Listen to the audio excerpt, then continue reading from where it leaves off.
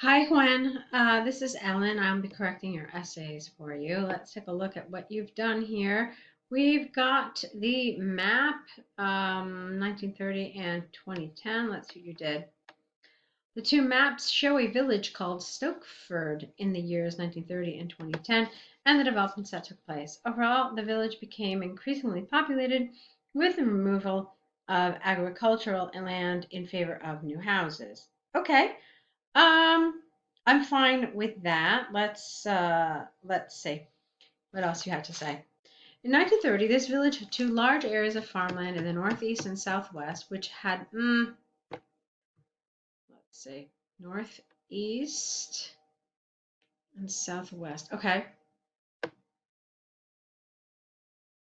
let's see. Which were removed would have been better for me. To make room for residential prop. Ah, I see. Using this construction. Fine. Let me try it one more time. In 1930, this village had two large areas of farmland in the northeast and southwest, which had been removed to make room for residential properties by 2010. Fine. In addition, several small roads branched off from the main road, which ran through the entire village, with a number of houses constructed on either side. The River Stoke and the bridge crossing it in the north remained unchanged. Okay. I just want to look at what you're saying here. You said there were some parallel roads. What was confusing for me was whether those intersecting roads were 1930 or 2010. Let me tell you where the confusion lies. You're talking about 1930, and then you're saying that something had happened by 2010, and then you're saying um, the small roads. This is what confused me. I didn't know if you were describing 1930 once again, or if you were telling me some of the changes that had occurred by 2010. Okay, so that was a little not clear to me. And then here it feels like you're talking about 2010 because you say that it remained unchanged. So there's a little loss of clarity here, and it could have been easily fixed. Okay, so let's say which had been removed to make room for residential properties by 2010. How about this? An additional change can be seen in the new small roads, uh, which were constructed branching off from the main road, which ran through the entire village. Okay, something like that. I mean, just kind of emphasizing that this is a new addition that we see in 2010, but did not exist in 1930. Okay. Um, and then here you talk about one thing, or rather two features that um, remain unchanged. Okay, so I want to talk a little bit more about this in a minute. I do want to read your next paragraph though before I do. By 2010, the old shops had been demolished to make way for a handful of houses, while the adjacent post office stood as it did in 1930, and the primary school opposite it had been expanded with two extra buildings. The gardens had been cut by almost half to allow the construction of four new houses, while the large house had been converted into a retirement home with two additional buildings added to the previous three. Okay, so I didn't really have any problems here, but I think that for me, all right, let me first tell you what I think is really good. I think your grammar and vocabulary are excellent. I see a nice high level of language, which is wonderful. That puts you in a great position um, to be able to do well in IELTS. As I mentioned before, I didn't really love the arrangement of this paragraph. And so what I'm really thinking about when I'm considering this, like if I were going to pinpoint a weak spot in this essay, for me it would be coherence and cohesion.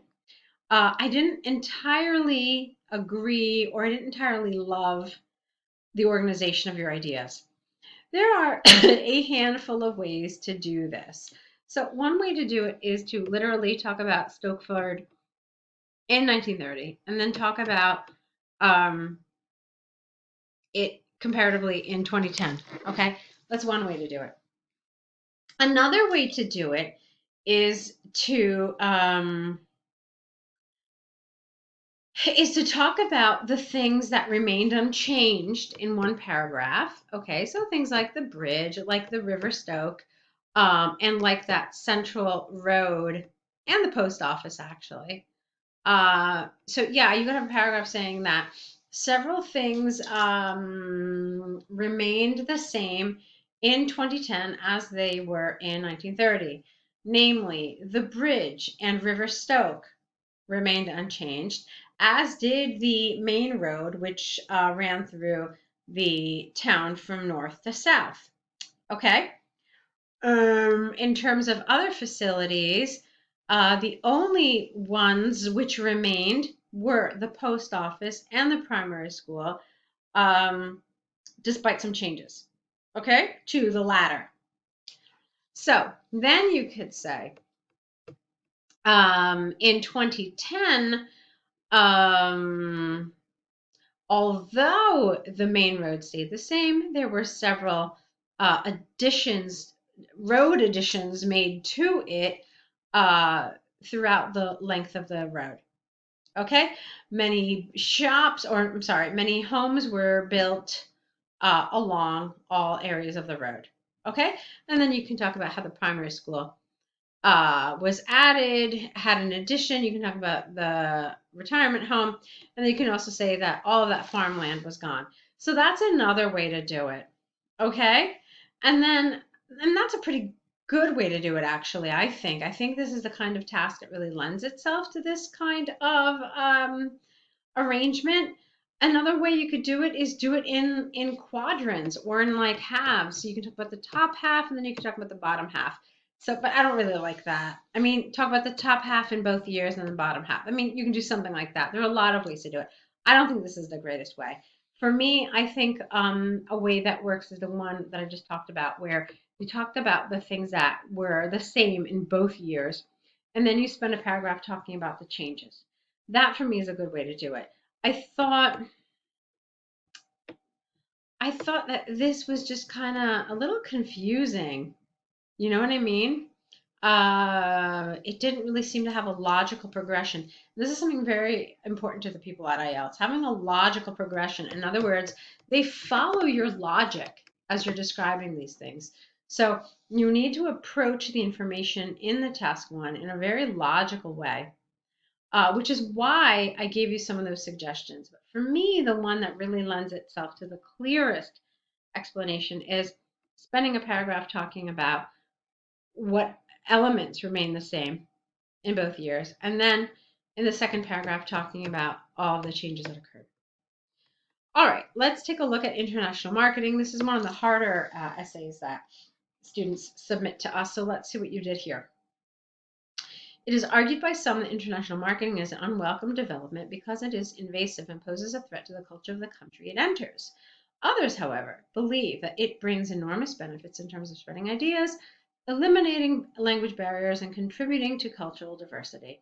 In this essay, I will examine both views and explain why I lean towards the latter. All right, that's lovely. I have absolutely nothing to say about that. I think you did a great job of rephrasing. I was very pleased with your thesis statement here, where you express your viewpoint. I was rather happy with that. Language is well done, well executed. So it's a nice paragraph that really kind of influences the reader in a positive way towards what's to follow. So, on the one hand, those opposing foreign marketing say that it has an adverse effect on their country's cultural values. In Vietnam, for example, I'm not sure how to pronounce this, so I'm very concerned about doing it without destroying it, was an essential item on special occasions several decades ago. These days, however, with the growing popularity of advertising campaigns promoting Western style clothing, many young people start replacing this with a fitted tee and a pair of ripped jeans, which, in their eyes, are seen as cooler and more stylish. In addition, international marketing is so invasive that it has the ability to alter some customs and traditional values. Cohabitation was socially unaccepted in Vietnam and considered as a disgrace to a family. What? Hang on. Cohabitation, which was socially unacceptable in Vietnam and considered a disgrace to a family, is now gradually becoming, because gradually is your word here, becoming accepted. Okay, so that's very nice. I think what I wanted here was something just linking back all of this um, to the main idea, okay, that it's not just that maybe, places like Vietnam are becoming more westernized, but the thing that is responsible for this is international marketing, and it's deemed as invasive. It's deemed as unwanted from the local community. And this is what you really want to hammer home. This is the important point here. Okay? So cultural values, yes, that was good. And then you talked about how people were kind of rejecting this in favor of Western clothes. That's fine. And then you use the word invasive, which was fine. It's changed customs. I think maybe I would have liked an example of this, maybe like, or perhaps maybe your example of cohabitation was not great, because I'm trying to think of like what context would um, an advertiser show an unmarried couple living together as an advertisement or something, and how could that potentially affect the cultures of a country? I mean, I'm just thinking aloud, okay? So just bear with me for a minute. Maybe you could have used a different example. Maybe something else is shown. It just feels like a stretch. This is why I say this. Maybe you could have talked about a different example, a different cultural norm that is being affected by um, you know,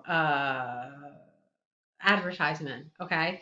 Like, say, for example, perhaps, let me think, maybe special holidays in Vietnam are traditionally shared with families, but through advertising, which shows young people celebrating these families with their friends and not their families, that this is affecting uh, traditions that are happening. That this is kind of making young people not spend these holidays with their family. Do you understand what I mean? So something that's a little closer that you can kind of ascribe to being the responsibility and maybe the fault of the advertising. I hope that makes sense. I hope it's clear. Um, do you understand what I mean? Like, you have to show that it's the marketing, it's the advertising, it's the international marketing, which is it's creating this kind of shift in cultural norms and traditions. Okay. All right. Let's keep going though. Despite the arguments mentioned above, I side with those who are in favor of international advertising. First, it helps spread ideas across different cultures. Campaigns about gender equality, for instance, deliver strong messages that all girls and women need, especially those living in conservative nations where men get more respect than women. Okay. Another point is that foreign marketing provides a better insight into different cultures and helps remove language barriers and culture shock. By watching educational adverts about tourism, excuse me, cough, sorry, about tourism and history, people can have the opportunity to learn more about the daily lives of those living half a world, we say, away from them, such as how life is, careful here, such as how life is in the Muslim community, or how an Amazonian tribe communicates with other tribes and outsiders. All right. I'm not sure really what you mean by educational adverts. I'm not totally clear on what kind of advertisement would talk about Amazonian tribe communication. But okay. I mean, it was really nicely written, so I'm going to give it to you. Like, it's fine. Um, Although, between you and me, I'm not entirely clear on what that is. So keep that in mind. In conclusion, although some say that international marketing is a negative development and should be seen as an invasion to a new market, an invasion into, I would argue that it is a positive trend, contributing greatly to various aspects like culture, language, and spreading ideas. Okay, that's great. I want you to be careful. Spreading ideas, language, and culture. Look at that. And then you have here culture, language, and spreading ideas. So it's essentially the same wording. All you did was just change the order. Don't want you to do that. That is considered like you're lifting language from it. It's just too similar. So you wouldn't want them to see that you've done that. Try to vary up a little bit so it doesn't feel like you're lifting whole sections of the question. So, Huyen, I think you did a really, really nice job. I would like to see more work from you. I think there is some work that can still be done to improve your writing. You're writing at a great level, but I do see some areas such as what I said before about coherence and cohesion in your task one. And I think that in task two, we could definitely work on some of your support, make it stronger, make it more relevant to both your ideas and the question. I think those for me were the weak areas of this essay, but on the whole, I think you are off to a really great start. So, what I want to recommend is for you to take a look at the different ways that we have to work together. And I think the essay correction package would be a great fit for you. So, see if that's something you're interested in. And I really would like us to work together. Okay? So, looking forward to it. Good luck to you.